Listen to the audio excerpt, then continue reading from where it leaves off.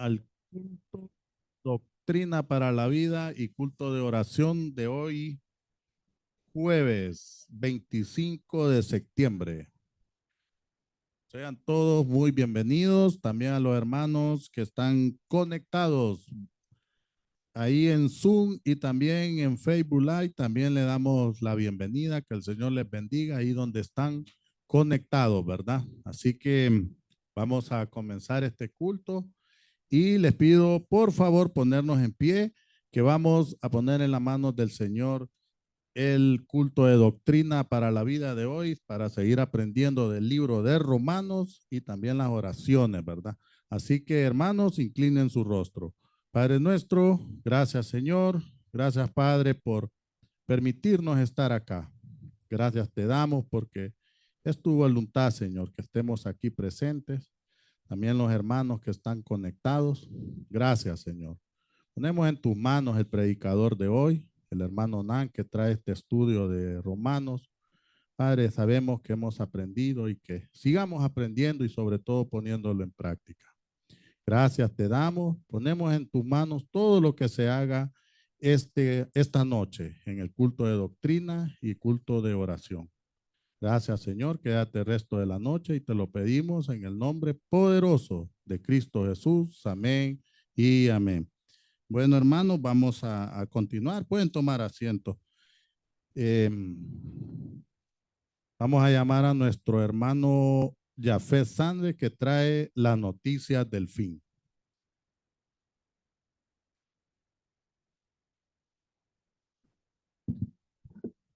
Buenas noches, hermanos, que el Señor les bendiga.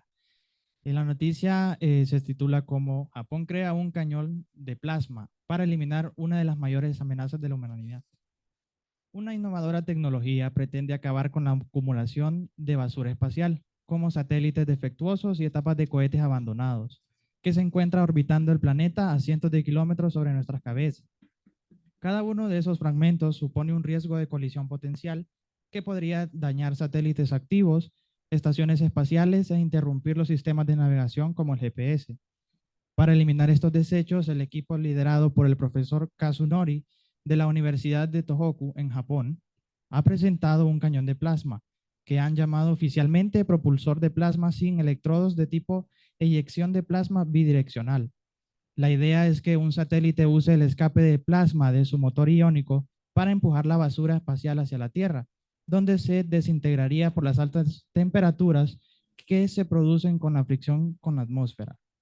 Actualmente, orbitan alrededor de la Tierra más de 130 millones de fragmentos de desechos espaciales, desde restos de satélites hasta partículas microscópicas que viajan a velocidades de hasta 28.000 kilómetros por hora. La acumulación de esta basura espacial puede desembocar en un fenómeno conocido como síndrome de Kessler, una reacción en cadena donde las colisiones entre desechos generan más fragmentos, creando un efecto dominó que podría hacer impracticable el acceso al espacio. Un impacto entre estos dos objetos de masa importante crea más basura por la metralla resultante de la fuerza de la colisión, y de cada uno de estos pedazos de chatarra tiene potencial de chocar con otros objetos que estén orbitando, creándose aún más basura espacial. Los métodos de limpieza actuales a menudo se basan en el contacto físico directo, utilizando principalmente brazos robóticos, redes y cables, que corren el riesgo de enredarse con los desechos. Algunas soluciones tecnológicas recientes de desorbitado también utilizan propulsores de plasma, pero la fuerza de retroceso del plasma presenta un problema al empujar la nave de limpieza lejos de su objetivo.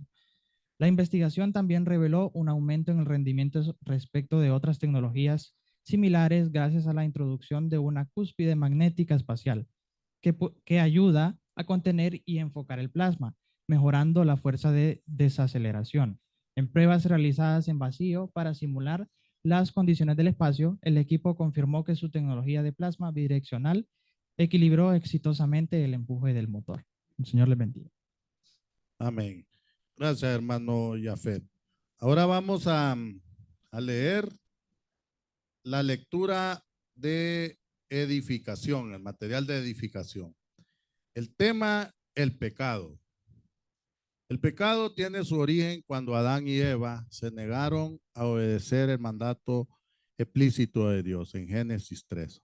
La rebelión existe en la raíz del pecado y una naturaleza rebelde y pecaminosa ha infectado a toda la humanidad desde la caída.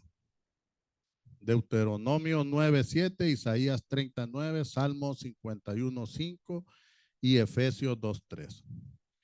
El pecado no es algo para jugar, como dijo Spurgeon.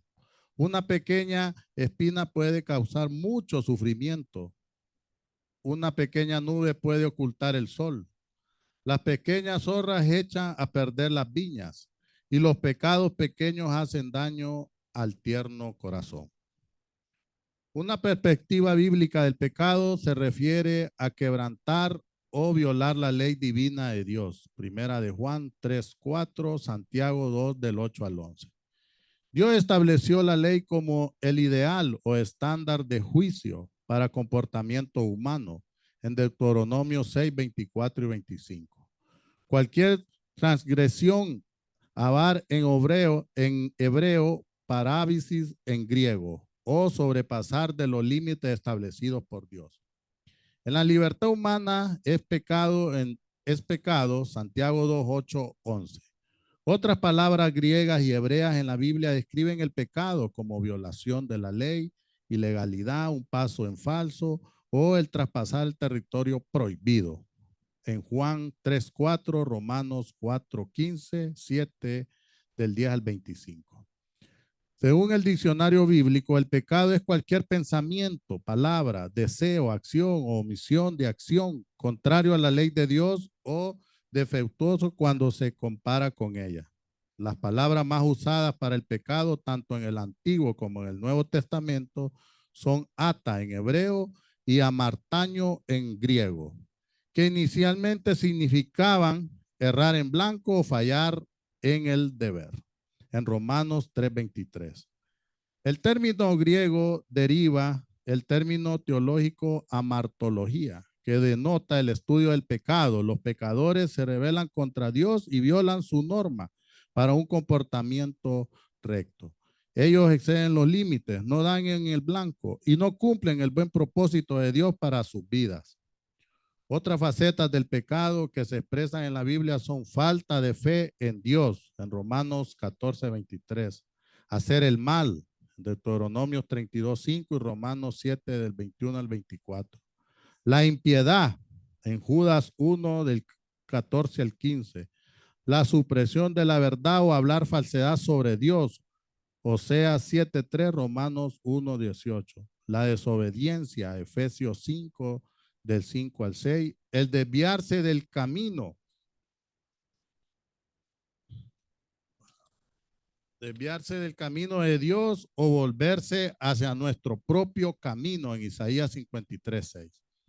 Las palabras para el pecado varían según las traducciones en español o en el contexto: impiedad, transgresión, infracción, inequidad, maldad u otras. La Biblia también habla de la carne, que es la raíz malvada de todo pecado. La depravación transmitida de Adán a todos sus hijos. Dios es perfectamente justo, santo y sin pecado. Habacuc 1:13, Deuteronomio 32:4, José 24:19, Isaías 6:3 y Primera de Pedro 2:22. El aborrecer el pecado y su efecto corruptor en los humanos, en Salmo 11:5, 2 Samuel 11:27. En Proverbios también 6:16 al 19, en Zacarías 8:17. El pecado condena a las personas a la muerte. La paga del pecado es muerte. En Primera de Corintios 15:56.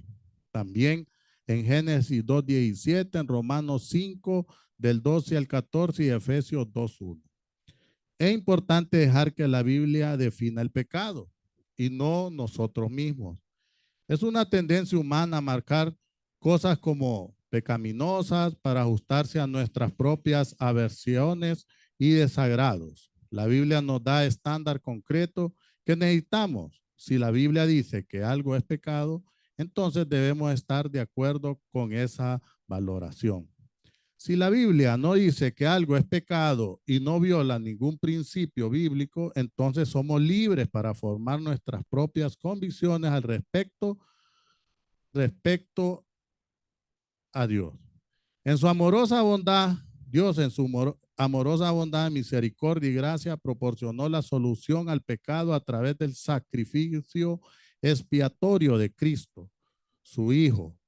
En Mateo 26, del 27 al 28, Romanos 5, del 6 al 9, del 6 al 21 y 23, también Romanos 8, del 1 al 4 y Efesios del 1 al 7.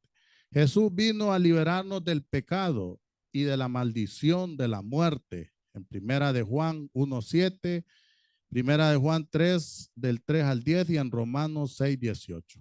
Cuando fallamos como cristianos tenemos un fiel abogado, el cual podemos confesar nuestro pecado y recibir su amorosa perdón. Primera de Juan del 1 al 8. Mientras huimos lejos de él, completa rebeldía, él nos llamó a salir de la oscuridad y entrar en su luz maravillosa, para convertirnos en posición exclusiva de Dios, para que podamos mostrar a otros bondad de Dios. Primera de Pedro 2:9. Alabamos a Dios porque Él nos ama a pesar de nuestras debilidades y nuestras tendencias a fallar. Como pecadores redimidos por la sangre del Cordero, podemos acercarnos pues confiadamente al trono de la gracia para alcanzar misericordia y hallar gracia para el oportuno socorro. En Hebreos 4:16. Hermanos, esta es el material de edificación, el pecado. Vamos a continuar y vamos a leer la información de todas las actividades que nuestra iglesia tiene, ¿verdad? Así que, hermanos, contamos con una amplia elección de recursos edificantes, tales como Biblias de estudio, literatura cristiana para adultos, jóvenes y niños. Cada uno de estos recursos ha sido cuidadosamente seleccionado con el propósito de fortalecer su fe y enriquecer su conocimiento bíblico. Todavía tenemos a la venta en nuestra librería el comentario del libro de Romanos escrito por el doctor Elvi Luis Carballosa, El progreso del peregrino de John Bunyan. Es un clásico de la literatura cristiana que narra la historia de creyentes que se enfrentan a luchas y pruebas en este mundo caído para que al final, por medio de una serie de muestras de fe, logran la victoria en Cristo. ¿Quiere esta literatura para su beneficio personal o para bendecir a alguien por medio de un regalo? ¿Verdad? Ahí está la librería, hermano. Asistamos al dispensario médico gratuito el próximo sábado 27 de septiembre, este sábado. Contaremos con las siguientes especialidades: dermatología, odontología y nutrición. Cupo limitado, le esperamos, asista e invite a otros.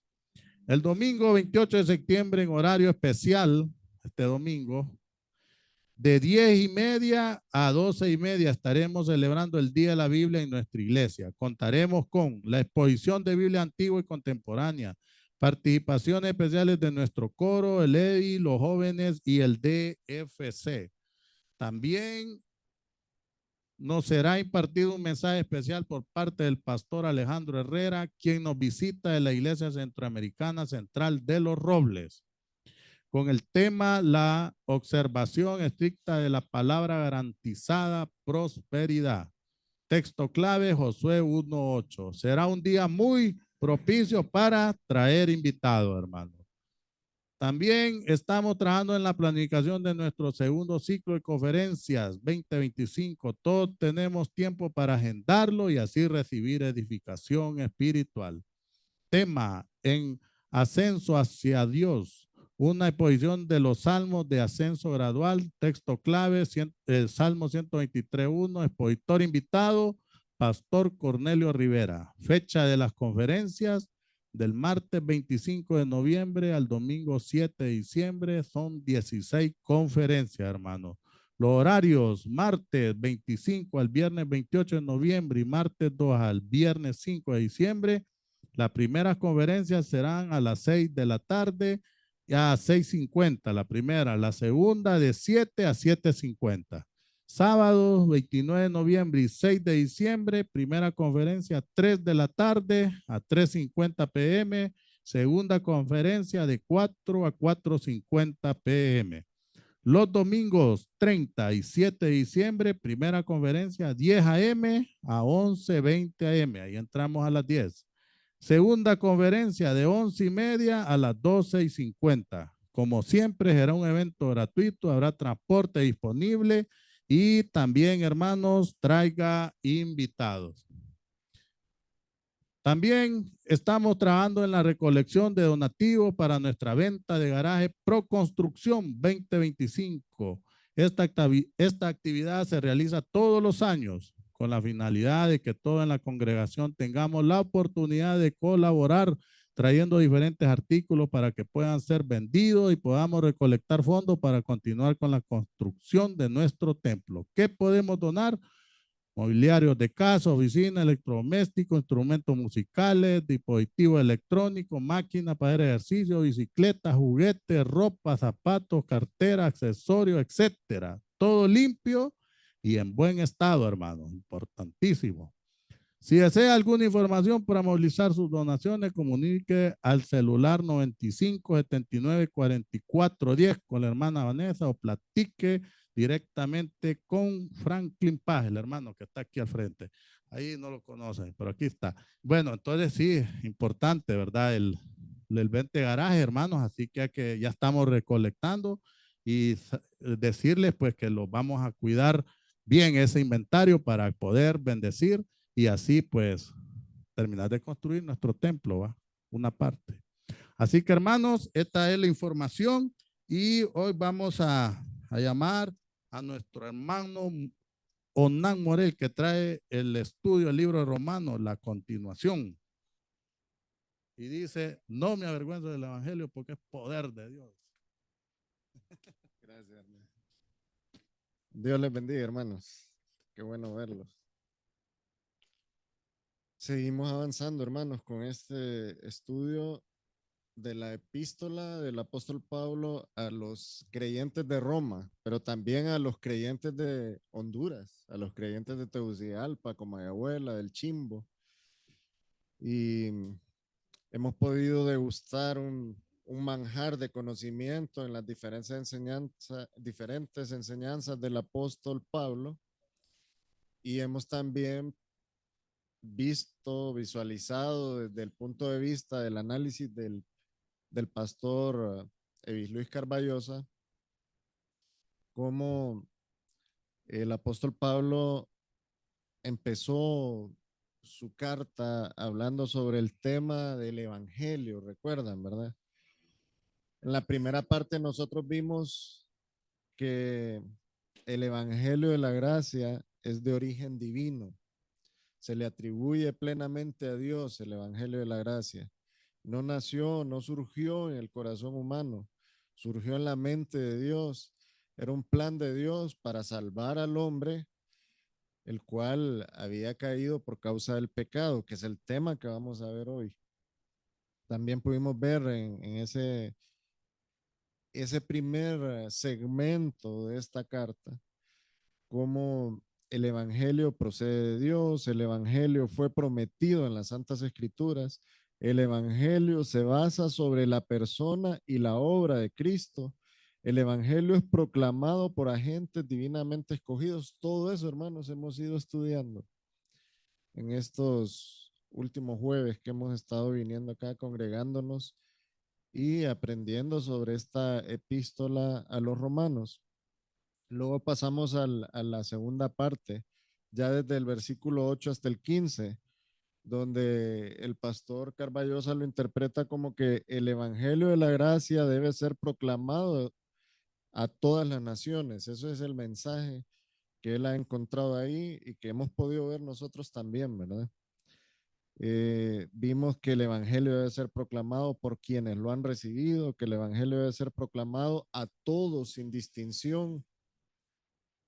Y luego pasa este estudio ya en el versículo 16 y 17 a decirnos que el evangelio de la gracia es el único medio de salvación. Y ahí es donde menciona bueno, pudimos estudiar el significado de ese versículo que mencionó nuestro hermano Franklin, de yo no me avergüenzo del evangelio porque es poder de Dios para salvación a todo el que cree. Y ahí vemos entonces que el Evangelio de la Gracia es el único poder que genera salvación a todo aquel que cree.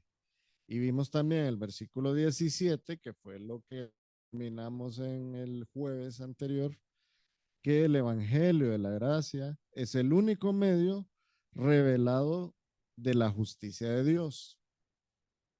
Como pueden ver, estuvimos hablando en esta introducción, en los primeros 17 versículos de este capítulo, con amplitud hablamos del Evangelio, ¿verdad? Vimos que el Evangelio le pertenece a Dios, que el Evangelio debe ser predicado a todas las naciones, que no hay que avergonzarse del Evangelio. Vimos también sobre la justicia imputada que Dios nos provee a nosotros por medio del Señor Jesucristo. Pero ahora, hermanos, esta epístola hace un cambio, como que le da vuelta al asunto y ya no habla tanto de, bueno, siempre va implícito el Evangelio, pero ahora se enfoca más en la condición del ser humano. Ahora pasamos ya al versículo 18 y quisiera recalcarles algo. Si ustedes tienen este libro, si ya lo tienen, este libro tiene algo que es bien especial y es importante tomarlo en cuenta. Hay unas hojas de trabajo, están en la página 39, comienzan. Y ahí el pastor Carballosa ha dispuesto estas hojas de trabajo para que nosotros vayamos afianzando nuestro conocimiento, lo que hemos ido aprendiendo en todo este proceso, que con ese aprendizaje nosotros vayamos rellenando ahí. Aquí podemos ver, por ejemplo, que dice apartado para el Evangelio de Dios, que está en el versículo 1. ¿Qué significa eso? Entonces ustedes lo van llenando según lo que han aprendido y según lo que el mismo libro dice y lo que pueden encontrar también en los bosquejos. Si ustedes han tenido el cuidado de guardar los bosquejos, ahí pueden encontrar la información para ir llenando esto. Yo creo que sería un bonito ejercicio que ustedes lo hicieran en su hogar, ir llenando cada uno de estos espacios que están aquí. Por ejemplo, la hoja de trabajo 2 ya es del versículo 11 al 17 y ahí ustedes pueden ir llenando, por ejemplo, cuando dice para comunicaros algún don espiritual en el versículo 11. ¿Qué significa eso? Entonces, ahí ustedes pueden ir llenando. Y luego él hace unas preguntas de repaso, que estas sí ya son preguntas para determinar cómo han avanzado ustedes en el conocimiento de lo que hemos aprendido acá y de lo que el mismo libro nos deja ver, ¿verdad? Por ejemplo, la pregunta número 1 dice, sintetiza el significado de los vocablos siervo y apóstol. ¿Se acuerdan que estuvimos hablando de esos dos términos, verdad? De siervo, que era esclavo, y apóstol, que es enviado. Y así sucesivamente hay una serie de preguntas acá. Pasando esto, hermanos, vamos ya al tema que vamos a empezar hoy. Ya es un enfoque diferente porque esto ya nos permite ver de una manera más precisa cuál es la condición del ser humano. Y este capítulo 3, el pastor Carballosa lo ha nombrado como la universalidad del pecado. ¿Qué significa universalidad del pecado? Bueno, sencillo. El pecado ha contaminado a todos los seres humanos. No hay uno que esté libre de pecado. Esa es la universalidad del pecado. Y eso corresponde al espacio de escritura desde el versículo 1:18 hasta el 2:29. Si ustedes se fijan ahí en la página 43, los que tienen el libro, en el tema que dice la universalidad del pecado, del 1:28 al 2:29 es del 1:18 al 2:29. Hay un errorcito de imprenta, hay que corregirlo. Es del 1:18 al 2:29. Hoy vamos a hacer una introducción respecto a este tema, la universalidad del pecado. Y luego vamos a ir viendo, así como estudiamos los primeros 17 versículos, vamos a ir viendo versículo por versículo, si el Señor lo permite. Entonces vamos a orar, vamos a pedirle al Señor dirección en este momento. Padre, gracias por esta oportunidad. Nos vuelves a dar el chance de estar acá juntos, unánimes, reconociendo, Señor, en tu palabra todas esas verdades que necesitamos conocer. Ayúdanos, Señor, a poder vernos en un espejo y entender cuál es nuestra condición, pero también ayúdanos a ver la luz de tu gracia brillando sobre nosotros para sentirnos libres y sentir esa esperanza y sentir ese gozo que tú nos has permitido tener por medio de haber creído en el Señor Jesucristo. Ponemos en tus manos, Señor, este momento. Ayúdanos, dirígenos, auxílianos, Señor. Necesitamos tu apoyo para que podamos discernir correctamente todo esto. Venimos a ti clamando en el nombre de nuestro Señor Jesucristo. Amén. Entonces vamos ahí, hermanos, a la introducción de este espacio, al que el pastor Luis Carballosa le ha llamado la universalidad del pecado. Es ese enfoque bien marcado que hace el apóstol Pablo a este tema, ¿verdad? El tema del pecado y el tema de la contaminación de todo ser humano con el pecado. Dios, hermanos, es justo. Nosotros ya hemos conocido esos atributos de Dios y estuvimos hablando de la justicia de Dios justamente el jueves anterior, ¿verdad? Dios es justo.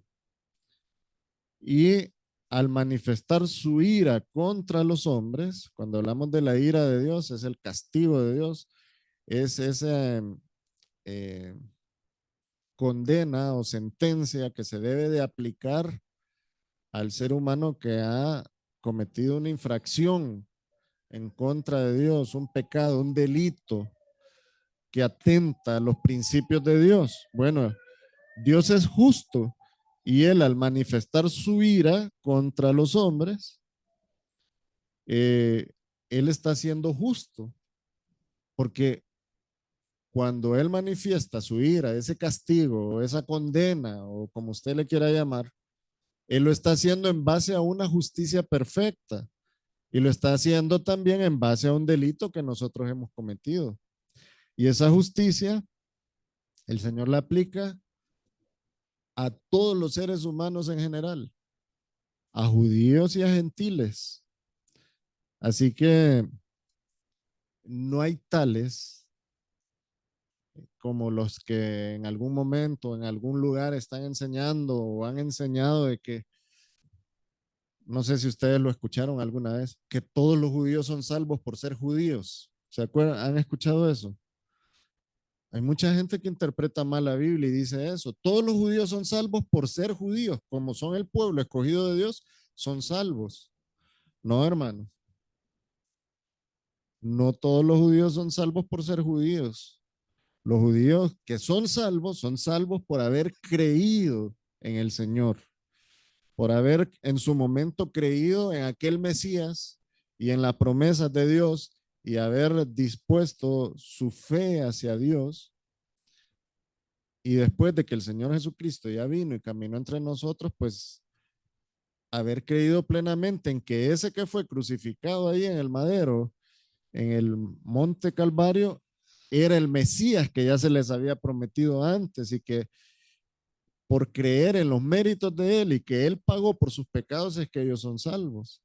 Y esa es la condición de los judíos salvos. Todos los apóstoles, los discípulos del Señor, todos esos que se convirtieron al Señor Jesucristo, que creyeron en el Señor y que fundaron la iglesia de Cristo, todos esos son judíos salvos porque creyeron en el Señor Jesucristo, no por etnia, no por raza, no por nacionalidad. Ellos fueron salvos por la misma razón que nosotros somos salvos, por creer en los méritos del Señor Jesucristo, porque es el Señor Jesucristo quien vino como un cordero perfecto a sufrir la ira de Dios para pagar por nuestros pecados. Entonces, el apóstol Pablo en este segmento de su carta está haciendo ese enfoque sobre el tema del pecado, la universalidad del pecado y la culpabilidad del hombre. Todos, hermanos, todos hemos pecado. Todos hemos cometido pecados, pero también todos hemos heredado el pecado. Todos hemos sido contaminados de pecado. Pero la misma palabra de Dios nos muestra la fórmula para nosotros poder liberarnos de ese pecado, ser libres de esa cadena de maldición que es el pecado que nos produce muerte eterna y encontrar salvación, encontrar vida eterna. Y eso, bueno, la misma Biblia se encarga de aclarárnoslo y lo vamos a ir aclarando nuevamente, aunque yo sé que ustedes conocen la respuesta que es obvia, que es el Señor Jesucristo, la solución, ¿verdad?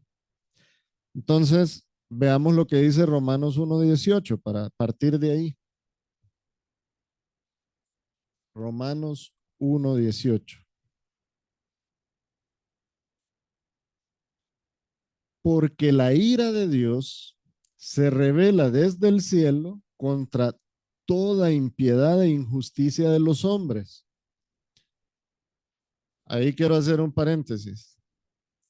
Esa palabra toda creo que es bien significativa, ¿verdad? No dice, la ira de Dios se revela desde el cielo contra algunas impiedades e injusticias de los hombres, porque hay unas impiedades, unos pecadillos que el Señor no toma en cuenta. No dice eso, ¿verdad? Contra toda impiedad e injusticia de los hombres. No hay clasificación de cuáles pecados ofenden más u ofenden menos a Dios. Pecado es pecado, infracción es infracción a la ley de Dios. Delito es delito.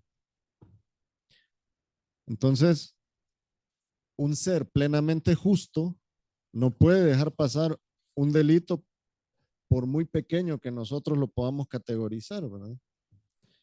La ira de Dios se revela desde el cielo contra toda impiedad e injusticia de los hombres que detienen con injusticia la verdad. Esto es otro tema que vamos a analizar más adelante, hermanos, y aquí vamos a tomarnos nuestro tiempo. Detienen con injusticia la verdad. Muchas veces, por causa del pecado,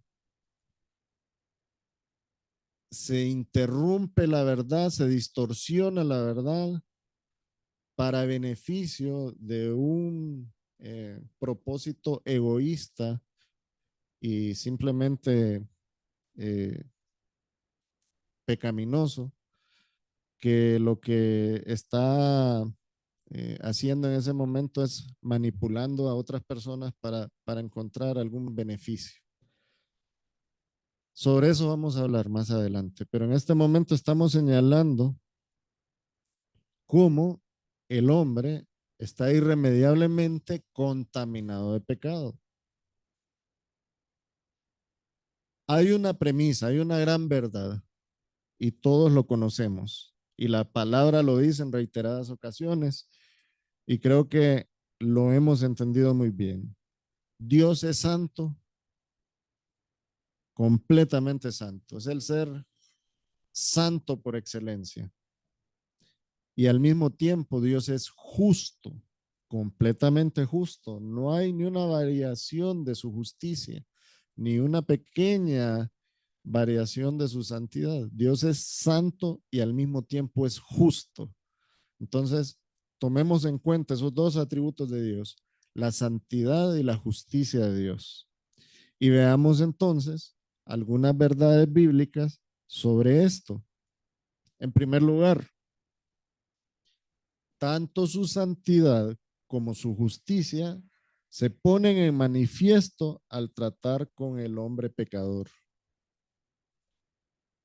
¿Cómo nos damos cuenta nosotros que hemos ofendido la santidad de Dios o la justicia de Dios? Porque nuestro pecado nos delata, porque nuestro pecado va en contra de sus ordenanzas, de sus principios, de lo que Él nos ha manifestado en su palabra, de esas instrucciones que Él le dio precisas al ser humano. Salomón lo describe de esta forma. Y más adelante nosotros vemos que Pablo utiliza esta misma expresión. Vámonos a Eclesiastés 7:20. Dice Salomón, ciertamente no hay hombre justo en la tierra que haga el bien y nunca peque. Más claro no se puede ver, ¿verdad?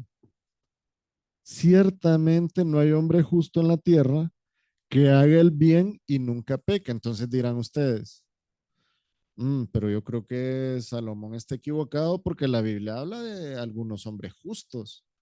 Por ejemplo, habla de Noé, que era un hombre justo ante los ojos de Dios. Habla de Abraham, que era un hombre justo. Habla de David, que tenía un corazón conforme al corazón de Dios. Habla de José y de muchos hombres piadosos. Es cierto, hay muchos hombres justos en la Biblia y muchos hombres justos en la actualidad, pero han sido justos por la justificación imputada de la que hablamos en el versículo 17. ¿Recuerdan eso? Porque Dios los ha justificado, los ha hecho justos, no porque ellos nunca pecaron. ¿Ustedes creen que Noé nunca pecó? Bueno, la misma Biblia nos permite ver un pecado que cometió Noé. ¿Ustedes creen que Abraham nunca pecó? La misma Biblia nos permite ver a Abraham pecando. ¿Ustedes creen que David nunca pecó? Bueno, vemos claramente el gran pecado que David cometió. Pero ¿qué pasó con David? Por ejemplo, pongamos el ejemplo de David. Viene el profeta y le dice, ¿sabías que hubo un hombre que tenía un redil lleno de ovejitas gordas, bonitas? Y había un vecino de él que tenía una ovejita que a él le gustaba. ¿Y sabes qué hizo? Mató al dueño de la oveja y tomó la oveja del vecino. ¿Qué pensás que mereces? Uy, dijo David, siendo rey, ¿verdad? ¿Quién fue? Decime quién fue. Ese hombre lo que merece es la condena de muerte. Él no estaba viendo que se estaban refiriendo a su propio pecado. Muchas veces, hermanos, sucede eso. Somos buenos para analizar el pecado del otro, para visualizar pecado en los demás, para decir con una piedad, digámoslo así, un poco falsa. Pobrecito el hermano, ¿cómo anda renqueando de esa piernita, cayendo en ese mismo pecado, reiterando el mismo pecado? Y no vemos, hermanos, el gran pecado que nosotros estamos cometiendo. ¿Por qué fue que el Señor Jesucristo le dijo a aquel personaje? ¿Por qué miran la paja del ojo de tu prójimo y no ves la viga que tenés en tu ojo? Estos textos, hermanos, este análisis al que estamos introduciéndonos de la universalidad del pecado nos permite también hacer un autoanálisis. Nos permite vernos en un espejo y determinar, bueno, realmente en qué condición estoy yo con Dios. Entendemos, hermanos, ciertamente no hay hombre justo en la tierra, o digámoslo así, para, para que sea más comprensible y más aplicable a todos los que estamos acá. Ciertamente no hay hombre ni mujer justos en la tierra que hagan el bien y nunca pequen. Todos pecamos, hermanos, pero todos podemos tener justicia, ya hemos hablado sobre la justicia, por causa de esa justicia imputada. El Señor nos cubre con su justicia. El Señor derramó su justicia sobre nosotros y ahora nosotros nos vemos ante Dios como justos, pero es por la justicia del Señor Jesucristo, no es por ningún mérito nuestro. No hay hombre justo en la tierra que haga bien y nunca peque. Entendamos eso, hermanos. tanto la santidad y la justicia de Dios se ponen en manifiesto al tratar con el pecado del hombre, porque todos los hombres somos pecadores y todos, al infringir la ley, estamos dando evidencia de que la hemos infringido, porque hay una santidad y una justicia perfecta a la que hemos contradicho, le hemos dado la espalda. Sin la justicia de Dios, ¿quién es la justicia de Dios, hermanos? ¿Quién es la justicia de Dios? Si ubicamos la justicia de Dios en un personaje, ¿quién es ese personaje para nosotros? Cristo, Cristo. Sin la justicia de Dios, sin Cristo, hermanos, nosotros no podemos tener comunión con Dios, porque Dios es santo. Sin esa justicia imputada del Señor Jesucristo en nosotros, nunca hubiéramos podido encontrar paz con Dios. Otro punto que debemos de analizar referente a esta gran verdad de que Dios es santo y al mismo tiempo justo, es que si Dios ignorase el pecado, no sería un Dios santo. Perdería él esa cualidad, ese atributo. Dios no ignora el pecado, hermanos. ¿Qué dice Romanos 3:23? Por cuanto todos pecaron y están destituidos de la gloria de Dios. Dios no ignora el pecado. Inmediatamente, por causa del pecado, nosotros estamos destituidos de la gloria de Dios. El pecado nos separa de Dios. Hay una barrera, bueno, no sé si están proyectando las imágenes. Hay una barrera entre nosotros y Dios que se llama pecado. El pecado nos separa de Dios.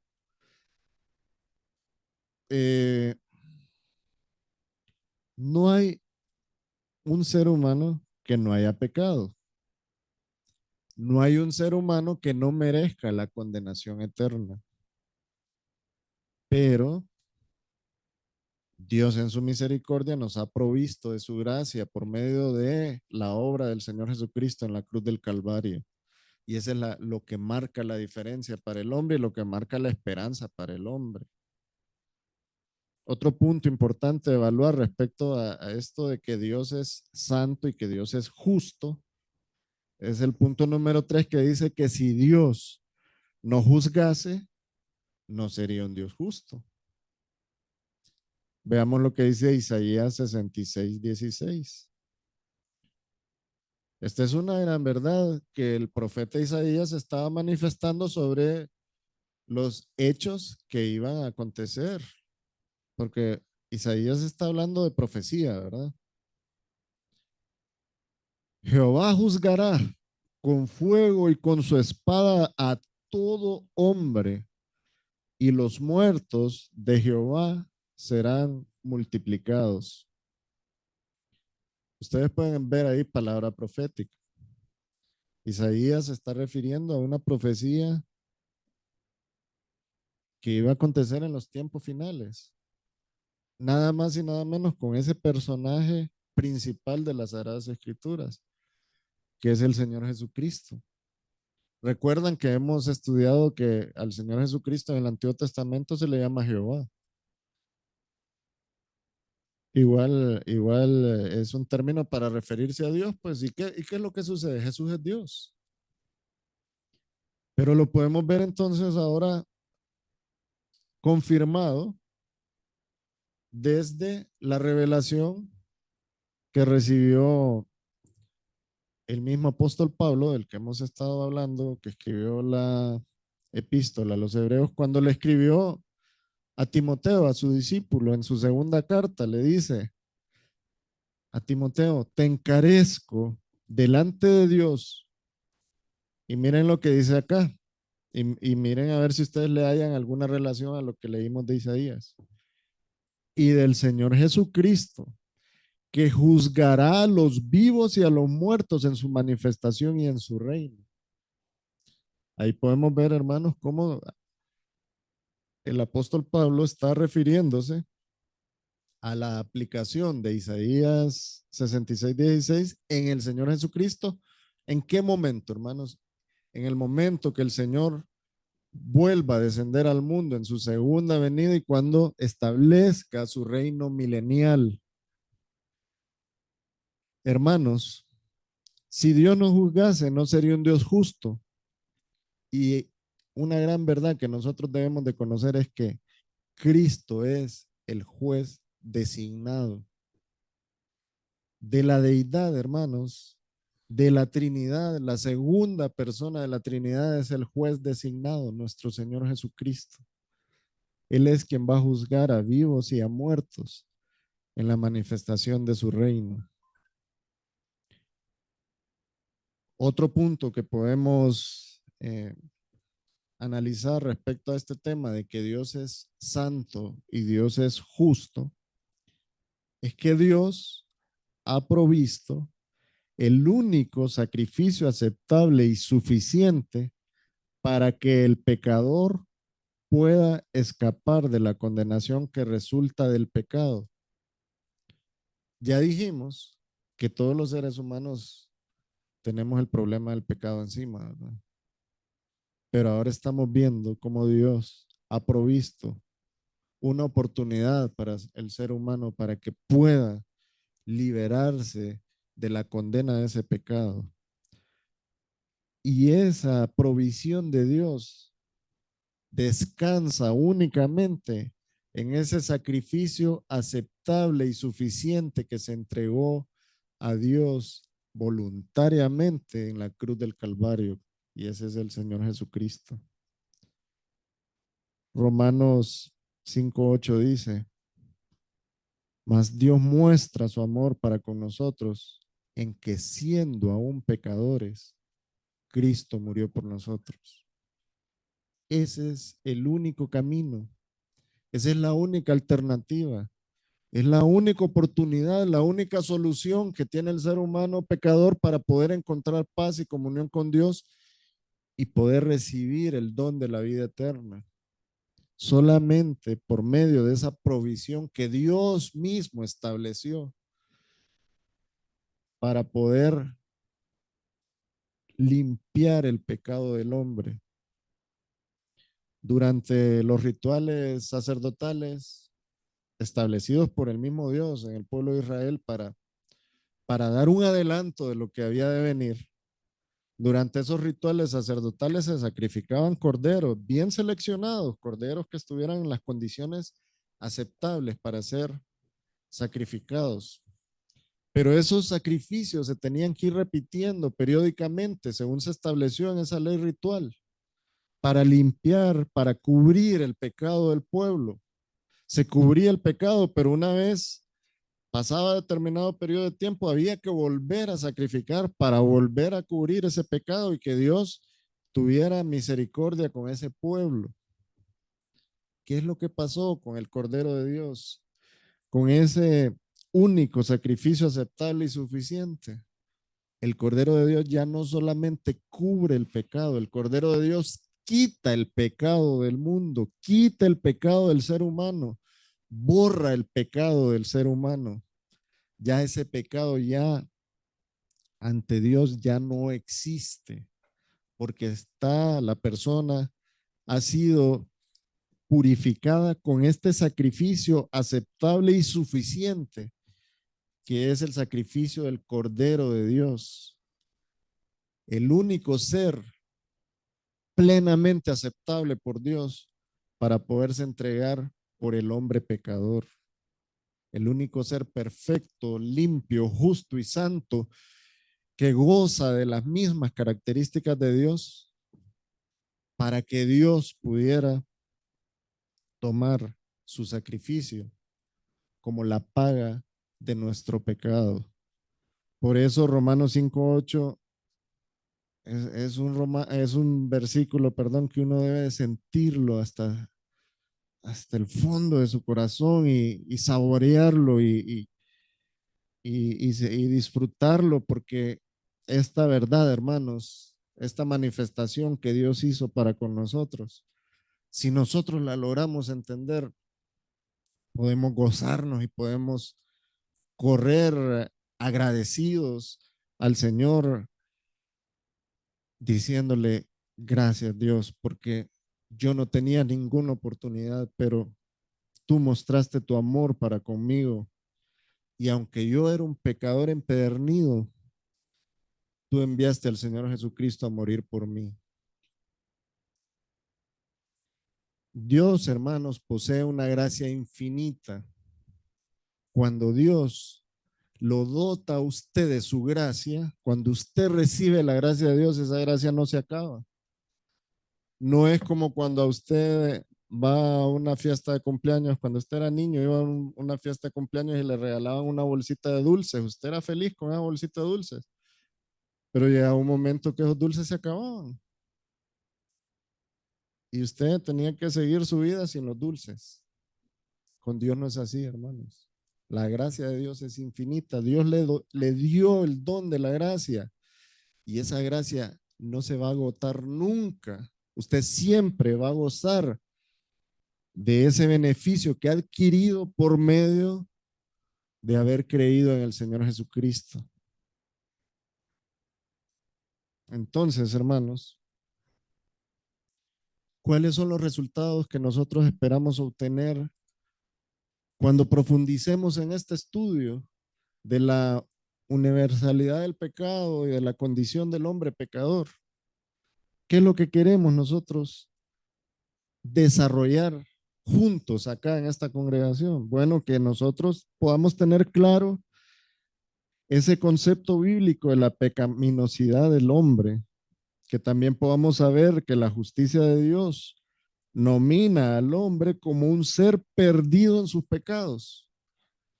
La justicia de Dios señala al hombre como un hombre pecador, pero también podemos conocer en este estudio que vamos a realizar el remedio bíblico para el perdón de los pecados del hombre. Gloria a Dios, la Biblia nos lo manifiesta. Y el Espíritu Santo, hermanos, actúa en nuestro corazón para que creamos. También vamos a resaltar en este estudio el por qué la moralidad humana no es suficiente para alcanzar el favor divino. Muchos hermanos basan su fe en la moral. No, hermanos. La moral no salva a nadie. En conclusión, hermanos, Dios es justo al manifestar su ira contra los hombres. Es justo, Él no está transgrediendo a nadie. Si los que lo transgredimos a Él fuimos nosotros, transgredimos su santidad y su justicia. Pero también Dios, además de que manifiesta su ira, también nos salva por su gran misericordia. Dice Tito 3:5, nos salvó, no por obras de justicia que nosotros hubiéramos hecho, sino por su misericordia, por el lavamiento de la regeneración y por la renovación en el Espíritu Santo. Así que, hermanos, los invito a que con el auxilio de este comentario del pastor Carballosa continuemos avanzando hacia la afirmación siguiente. Eso lo vamos a ver el próximo jueves. Dios es justo al manifestar su ira contra los hombres. Dios es justo al manifestar su ira porque los hombres lo rechazaron y rechazaron la revelación que Dios les dio. Pero a medida vayamos avanzando, a pesar de que veamos esa condición oscura en la que el hombre se encuentra por causa del pecado, vamos a estar viendo siempre brillar la luz de la gracia de Dios, esa misericordia que Dios ha manifestado para poder salvarnos por medio del Señor Jesucristo. Así que les invito, hermanos, a que continuemos el próximo jueves estudiando este tema y ahora vamos a orar para agradecerle al Señor. Padre, gracias. Gracias por este día, por esta bendición, por ver, Señor, que a pesar de nuestra condición de pecadores, hemos obtenido la salvación por causa de tu misericordia, de esa gracia que nos has derramado, Señor, para que podamos nosotros encontrar salvación en el Señor Jesucristo. Gracias, Padre, por este estudio que nos estás permitiendo tener. Ayúdanos, Señor, a ser constantes. Ayúdanos, Señor, a ser diligentes. Ayúdanos, Señor, a poder también traer a otros para que ellos se beneficien de escuchar tu palabra. Ponemos en tus manos lo que continúa de este culto que está dedicado a ti, Señor. Oramos en el nombre de nuestro Señor Jesucristo. Amén. Dios les bendiga, hermanos.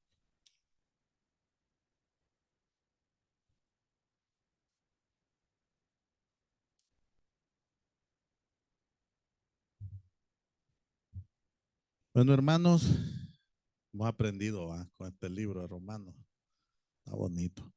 Así que, hermanos, vamos a preparar nuestros corazones. Ahora vamos a pasar al culto de oración, ¿verdad? Así que también a los hermanos que están ahí conectados en Zoom y en Facebook Live, pues también, ¿verdad? Los invitamos a que vamos a orar y el primer segmento es tiempo de oración personal. Ahí donde están, pueden inclinar su rostro, ponerse de rodillas, pararse, lo que ustedes puedan hacer. También a los hermanos que están ahí conectados, igual en sus hogares pueden hacer lo mismo y dediquemos este tiempo de oración al Señor.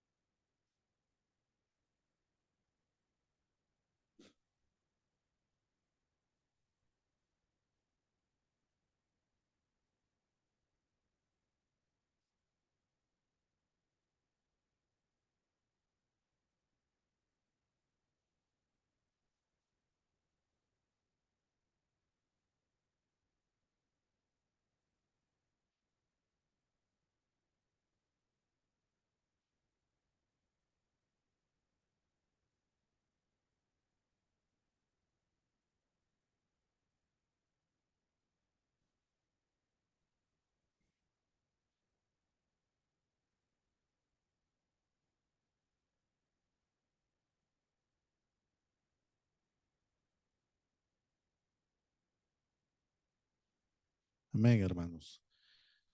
Amén, ¿verdad? Gracias al Señor, va que nos da este tiempo de orar, ¿verdad? Por nuestras peticiones, poner en las manos del Señor nuestra familia, amigos, de todo, ¿verdad? Gracias al Señor. Bueno, vamos a continuar con el otro segmento, ¿verdad? Que oración en grupos de tres.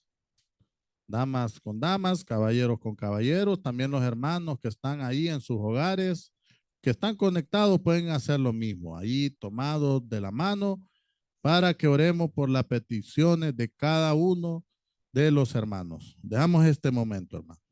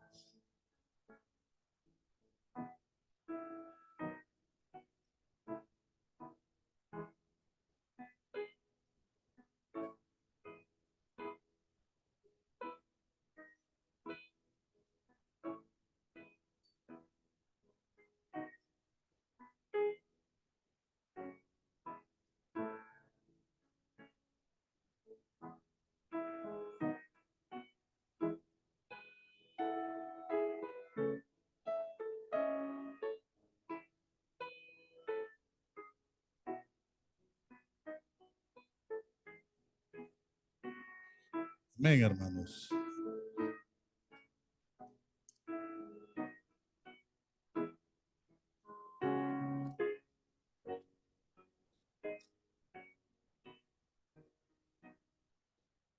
Vamos a continuar, hermanos, y vamos al tiempo de oración con propósitos específicos, ¿verdad? En este primer segmento vamos a orar y vamos a llamar a nuestro hermano César, que tiene la primera oración.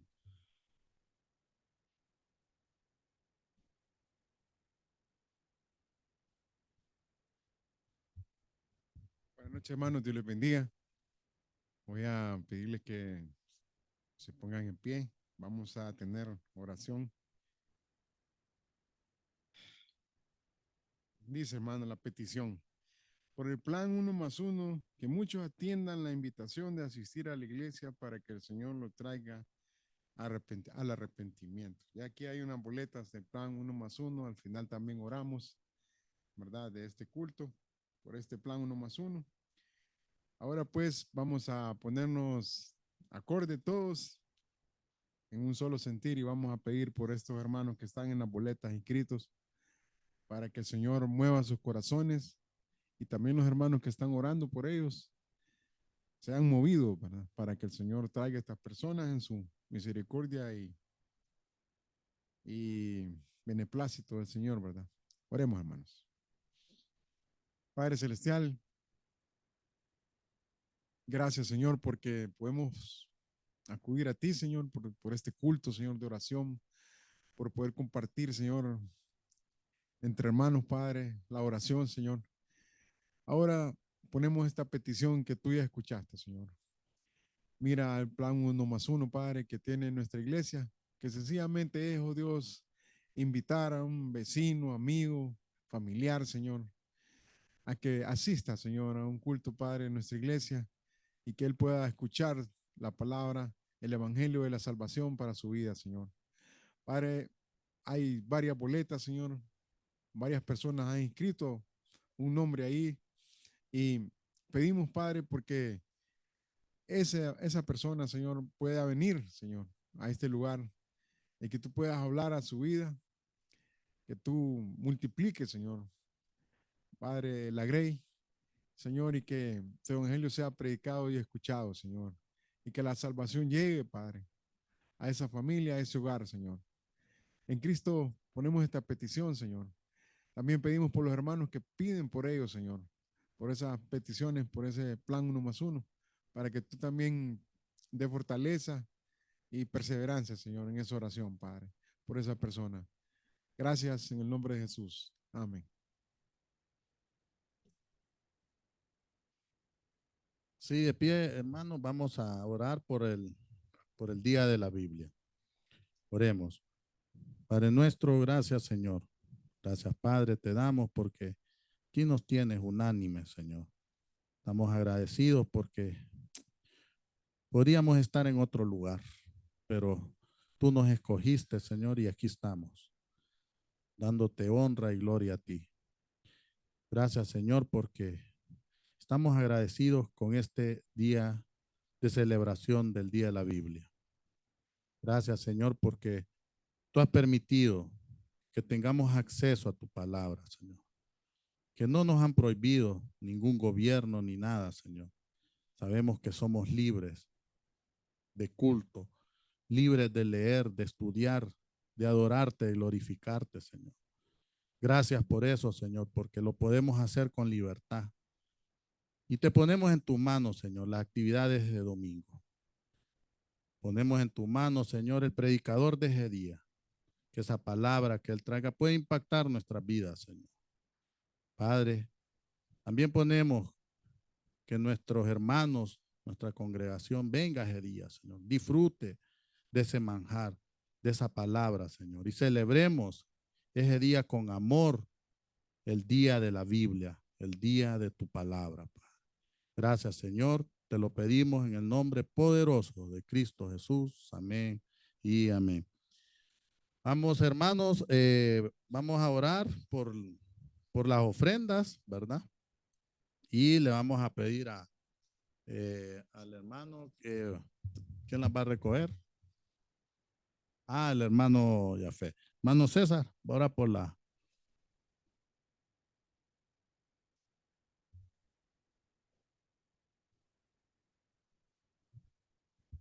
Oremos, hermanos. Padre Celestial, gracias por tu bien, por poner alimento en nuestro hogar, Señor, por darnos el trabajo de cada día. Señor, ahora recibe nuestra ofrenda, Señor. Recibe, Padre, del fruto de nuestro trabajo, Señor. Provéenos, Señor, para traer más, Señor, y suplir las necesidades de tu casa, Señor. Padre, damos con alegría, Señor, porque es de tu agrado. Padre, ayúdanos, Señor, a ser sueltos, Padre, y tener convicción, Señor, que tú eres por nosotros, Señor, y no hay nadie más, Padre. En Cristo damos gracias, Señor. Amén. Mientras el hermano, pueden tomar asiento, mientras el hermano Jafé recoge la ofrenda, pues hay ahí un minuto para alguna acción de gracia, una gratitud. Ahí está abierto, ¿va? Vamos a ver.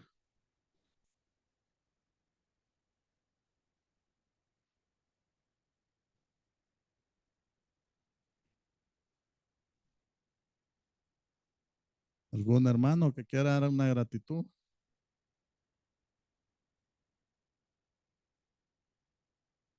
Mano César, no.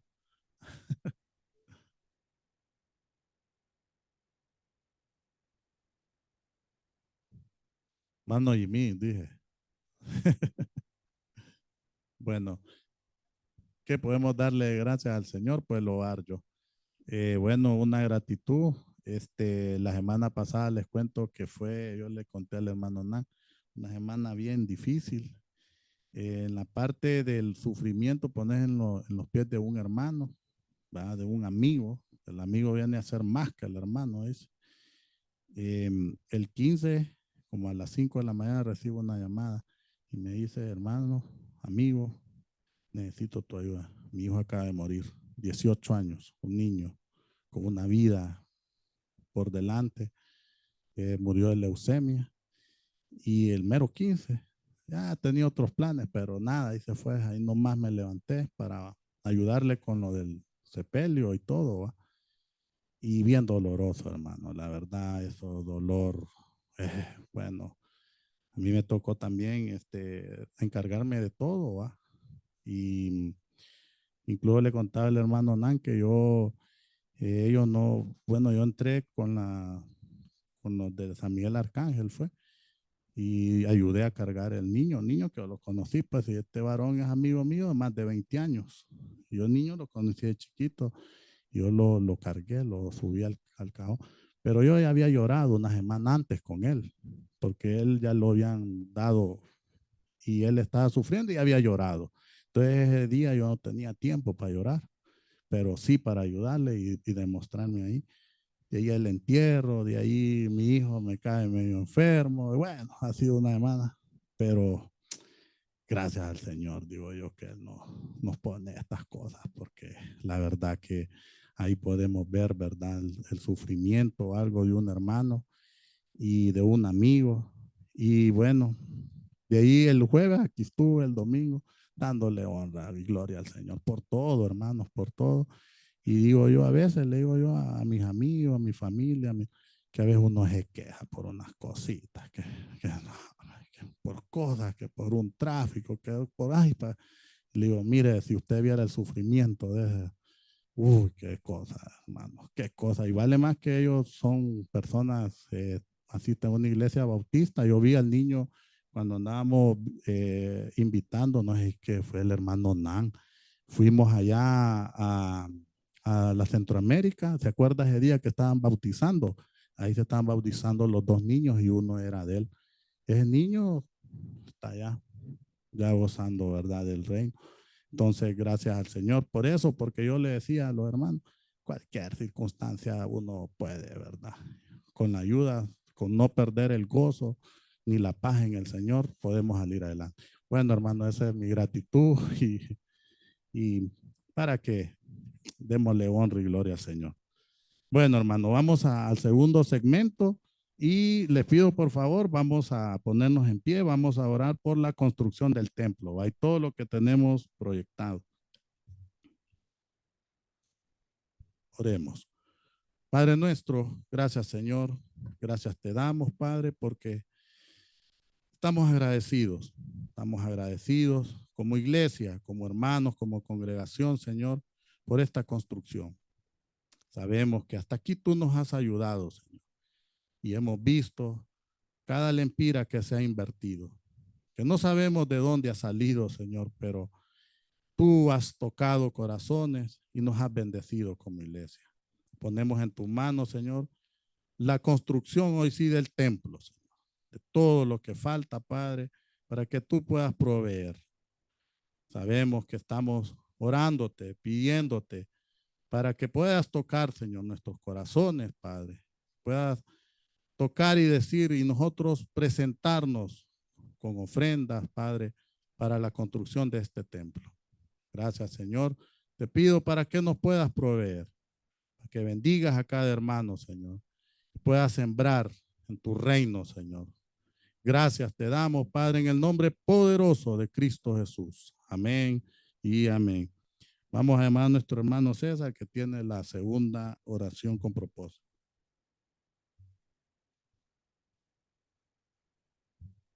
La siguiente petición, hermano, es por firmeza espiritual. Una iglesia cálida que reciba al prójimo, que camine y defienda la sana doctrina. Oremos, hermanos. Señor, continuamos delante de tu presencia. Y Padre, tu palabra nos enseña, Señor, que tú quieres que seamos fieles, Señor, que seamos santos, Padre, que tengamos firmeza, Señor, Y es la petición, Padre, que ponemos delante de ti. Pedimos, Padre, por los hermanos, las personas que se congregan, Señor, aquí, que reciben palabra tuya, Señor, aquí, de tu siervo, Señor, de tu santo evangelio. Padre, los que nos juntamos, Señor, en amor fraternal, Señor, aquí. Padre, gracias. Ahora, Señor, pedimos por esta congregación, Señor, para que tú, como dice la petición, Señor, dé firmeza, Padre. Que tus escogidos, Señor, los que siervos que tienes tú, Señor, Padre, se junten, oh Dios, y que esta iglesia, Señor, sea una, Padre, en unidad, Señor. Padre, que esta iglesia, Señor, no camine, Señor, la mitad para un lado y la mitad para otro, Señor. Señor, sino, Padre, con una dirección, oh Dios, una sola dirección, Padre. Señor, mira la construcción, mira, Padre, lo que se está preparando, el segundo ciclo de conferencias, Señor. Padre, también, Señor, todo lo que se está planificando, Señor. Padre, como congregación, Señor, oramos, Señor, nos ponemos de acuerdo y apoyamos, Señor, estas obras, Señor, esto que se lleva a cabo, Padre. Y esto es tener firmeza, Señor. Ponernos de acuerdo, Padre, y apoyar, Señor, nuestra iglesia. Padre, oramos, Señor, por los hermanos que no están aquí ahora, Señor, pero escuchan el mensaje o escucharán, Señor. Padre, bendícelos y danos, Padre, firmeza, Señor, como congregación. Oramos en el nombre de Jesús, Señor. Nos acercamos y pedimos, Padre, en nombre de tu Hijo amado, Señor. Amén.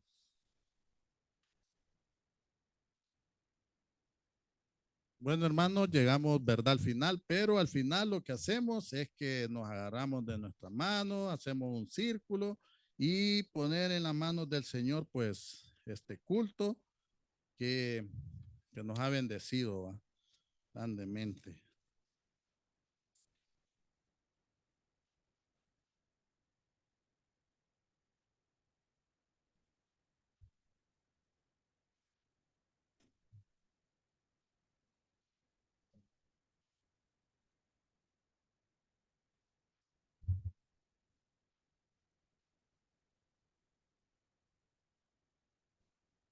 Vamos a orar, hermanos, para despedirnos y que el Señor nos lleve, ¿verdad? Con bien a nuestros hogares. Así que oremos. Padre nuestro, gracias, Señor. Gracias, Padre, por habernos permitido haber estado esta noche. Gracias, Señor, porque hemos aprendido de tu palabra. Sabemos que este libro de Romanos, Señor, va a impactar nuestras vidas. Sabemos que tenemos que poner en práctica esa palabra. Gracias por la vida del hermano Nan, que trajo esa palabra. También darle las gracias por el hermano Nan que está de cumpleaños, Señor. Bendice a este varón, Señor. También, Padre, ponemos en tus manos a cada hermano que está aquí, que ha apartado este tiempo para adorar y glorificar tu santo nombre. Los hermanos que están conectados, Señor, bendíceles, Señor. Y hoy te pedimos, Padre, que nos lleves con bien a nuestros hogares. También te pedimos, Señor, por este plan 1+1, también por las boletas de fin de año, de las peticiones de cada hermano. Te pedimos, Señor, que tú puedas complacer, darnos esas peticiones conforme a tu voluntad, Señor. También estas boletas de 1+1, Señor. Tenemos muchos familiares apuntados, familias, amigos, vecinos, compañeros, Señor, que pueda tocar esos corazones, Señor, y que un día puedan estar aquí presentes con nosotros. Y más que todo, Señor, para que tú puedas darle esa vida eterna. Gracias, Señor, por esa sangre derramada en la cruz. Gracias, Señor. Llévanos con bien y que estemos aquí, Señor, presentes en todas las actividades de nuestra iglesia, el domingo y todo, Señor. Gracias por nuestra familia, Señor. Todo te lo pedimos en el nombre poderoso de Cristo Jesús. Amén y amén. Hermanos, que el Señor les bendiga, que pasen una feliz noche y que nos lleve con bien a sus hogares.